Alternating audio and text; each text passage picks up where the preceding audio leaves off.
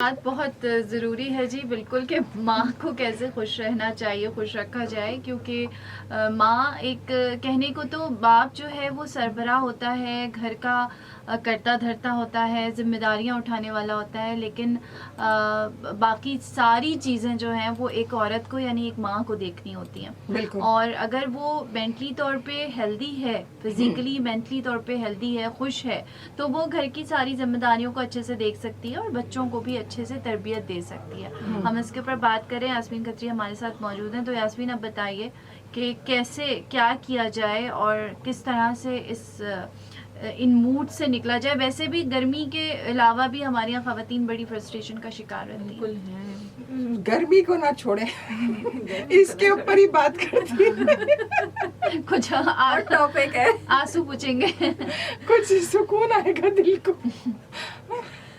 चलिए, माएँ खुश कैसे रहें। जैसे हम ग़िज़ा की बात कर रहे थे, तो बाज़ औक़ात ना हम माएँ अपनी ग़िज़ा का ख्याल नहीं रख रही होती, बस जो मिल गया खा लिया, और कोई चीज़ जैसे अपने लिए स्पेशली नहीं बना रहे होते। ठीक है, बस मैं हूँ ना, मैं अकेली जो भी है रखा हुआ मैं खा लूँगी, या चलो बच्चों ने जो छोड़ा है मैं वही खा लेती हूँ, या छोड़ दो मुझे नहीं खाना। बाज़ औक़ात माएँ जो है ना वो ये भी कह रही थी, हाँ ये भी चीज़ें हो रही होती हैं।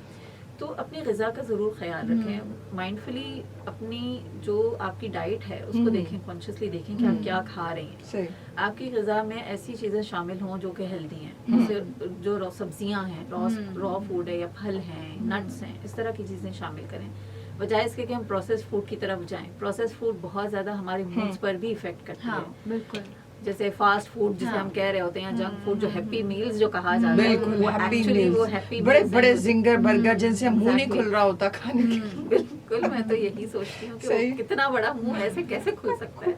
अच्छा, एक और बात है, मैं थोड़ी सी आई एम सॉरी ट्रैक से हट रहा है, लेकिन वो जो अब बर्गर आ रहा है ना, वो एक मुंह में बाइट में नहीं आता, और लेयर्स बढ़ाते जा रहे हैं और कह रहे हैं ये देखिए इतना बड़ा बर्गर।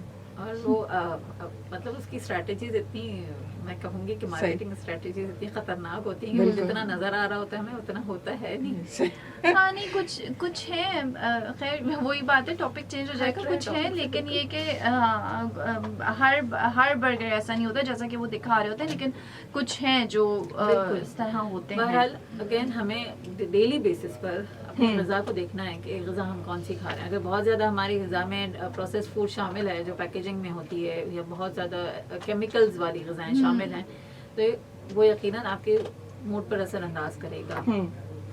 तो उससे अवॉइड करें, ताज़ा ग़िज़ा खाएं, हेल्दी ग़िज़ा खाएं, और अपनी ग़िज़ा का जो रूटीन है वो फिक्स करें।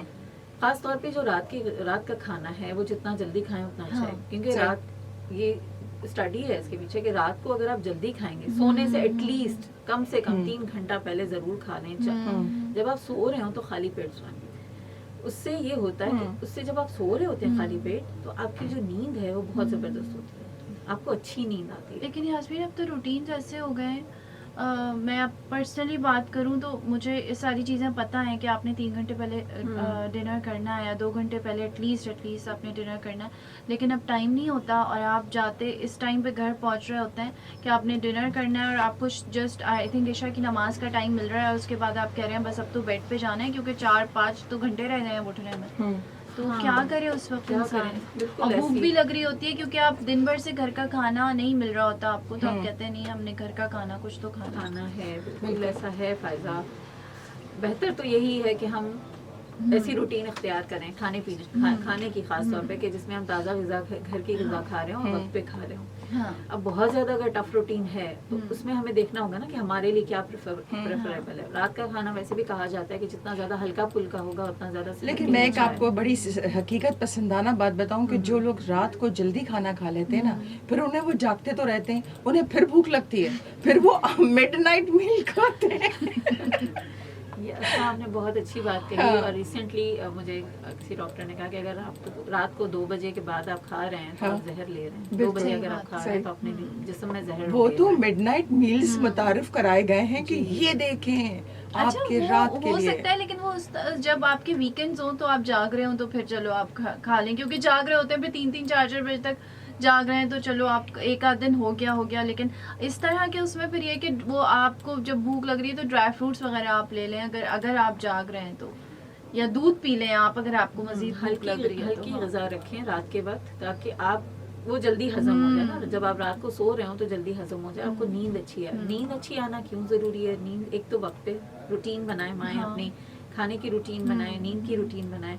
जब नींद की रूटीन होगी आपकी और अच्छी नींद आएगी, तो उससे भी आपके जिस्म की जो थकावट है वो उतरेगी। जब थकावट उतर जाएगी और आप सुबह फ्रेश उठेंगी, तो आपके लिए सारे दिन को दोबारा से गुजारना आसान होगा, बिल्कुल नींद पूरी हुई अगर है आपकी तो। नींद ही पूरी नहीं हुई, या आपकी नींद हुई तो बहुत सारी है, 8 घंटे की नींद हुई है, लेकिन आप सुबह उठ के फ्रेश फील नहीं कर रहे, तो उस नींद का कोई फायदा नहीं है। बेहतर ये है कि 12 बजे से पहले सोएं। जो स्लीप पर भी बहुत ज़्यादा रिसर्चेस की गई हैं, जो कहा जाता है कि रैपिड आई मूवमेंट स्लीप है, REM, और ये जो स्लीप होती है वो बहुत ज़्यादा ज़रूरी होती है हमारे लिए। अच्छा, इसके अलावा क्या करें? रात को जब सो रहे हैं तो हमारे दिल की कैफियत क्या है? जब हम रात को सो रहे हैं तो कोशिश ये करें किसी से लड़ के ना सोएं, किसी को बुरा भला कह के ना सोएं, बच्चों को डांट के ना सोएं। अमूमन माएँ रात को बहुत ज्यादा परेशान इसीलिए हो रही होती हैं कि बच्चे सो नहीं रहे होते। और मुझे लगता है हर माँ पे गुजरती है, मुझ पे भी गुजरती है, बच्चे रात को सो नहीं रहे होते। अब बच्चों से माएँ कह रही होती हैं कि हम इस वक्त थके हुए होते हैं, हमें सोना होता है, पर बच्चों के अंदर इतनी एनर्जी आई हुई होती है उस वक्त कि लग रहा होता है बस अब बच्चे सोएंगे ही नहीं, अभी उनका दिन अभी शुरू हुआ है। हाँ, अच्छा वैसे वो सुबह उठ भी जाते हैं, लेकिन रात में बड़ी अच्छा सबसे ज्यादा मेरी भांजी और भांजे को है कि वो बेड पे जो कूदते हैं ना, बिल्कुल रात ऐसा को होता है। मतलब ऐसा मुझे होता है कि आधी रात में इनमें क्या शैतान आ जाता है, क्या हो जाता है कि ये मतलब बेड पे जो है ना वो कूदना शुरू कर देते हैं। अच्छा, हर एज के बच्चों का एक अलग वो होता है। आप बच्चे बड़े हो जाएं तब भी माएँ सुकून में नहीं होती हैं, फिर वो इसलिए सुकून में नहीं होती हैं कि अच्छा वो पढ़ रहे हैं, अब कितनी देर तक पढ़ेंगे, सोएंगे, और बड़े हो गए तो घर से बाहर चले गए, अभी आएंगे कब वापस। बिल्कुल फायदा, ये सारी टेंशन तो है, ये तो टेंशन तो खत्म ही नहीं हो रही ना, सही, कोई सुकून वाला टाइम ही नहीं आ रहा। तो फायदा अब हमने यही करना है कि हमारी इंटेंशन को हमने एक्सेप्ट कर लेना है कि ये हमारी है। एक्सेप्टेंस लाना। और अगर हमें टेंशन ना भी हो ना फायदा, तो मुझे लगता है कि हम खुद लेना शुरू कर देते हैं कि ये जो फिक्रें हैं ना, ये माँ की एक फितरत का हिस्सा है। माँ लेती है ये टेंशन, और इसमें कोई हर्ज नहीं है, इसी में खुशी है। इसी में टेंशन लेने में खुशी है। जी बिल्कुल, अगर हम बच्चों की फिक्र नहीं करेंगे, हमें खुद भी अच्छा नहीं लगेगा। हाँ बिल्कुल, फिर भी सुकून नहीं मिलेगा, सुकून नहीं मिलता। तो इस फिक्र में, बच्चों की फिक्र में खुशी है, तो उसको हमें कबूल करना है। सही, फिर रात की जो नींद, जैसे हम कह रहे हैं, रात की नींद जरूर लें। कोशिश करें कि 12 बजे से पहले लाजमी सो जाएं। कोशिश करें जरूर। अगर बहुत ज्यादा आपकी टफ रूटीन है तो कम से कम हफ्ते में एक दिन जरूर कोई ऐसा होना चाहिए तब आप अच्छी नींद ले सकें। सही, स्लीप रूटीन बहुत ज्यादा इम्पोर्टेंट है, क्योंकि स्लीप रूटीन आपकी जो याददाश्त है उस पर असरअंदाज हो रही होती है। बहुत सारे जो बड़ी उम्र के डिजीजेज हैं, जैसे डिमेंशिया है, अल्जाइमर्स है, जो हो रहे होते हैं, उसमें बहुत ज्यादा किरदार इसी चीज का है कि हम रात को हमारी जो नींद है वो अच्छी हुई है या नहीं हुई। सही, बिल्कुल, नींद का होना बहुत ज़्यादा इम्पॉर्टेंट है, और नींद आप वक्त पे ले लें तो ज़रूरी है, क्योंकि अगर आप रात को 2 बजे सोते हैं और कल अगले दिन 10 मतलब 12-1 बजे उठते हैं तो उस नींद का कोई फ़ायदा नहीं है, क्योंकि दिन की नींद जो है ना वो कभी भी आपको वो तमाम चीज़ें नहीं दे सकती, आपका रिपेयर नहीं कर सकती आपकी बॉडी को। अस्मत और फैज़ कुरैशी आपके साथ मौजूद है, अपना कराची FM 107 कराची की आवाज़ बल्ले बल्ले FM नेटवर्क आप सुन रहे हैं। हमारे साथ यास्मीन खत्री PRC से मौजूद हैं, और हम बात कर रहे हैं कि बच्चों की तरबियत और माँ का खुश रहना।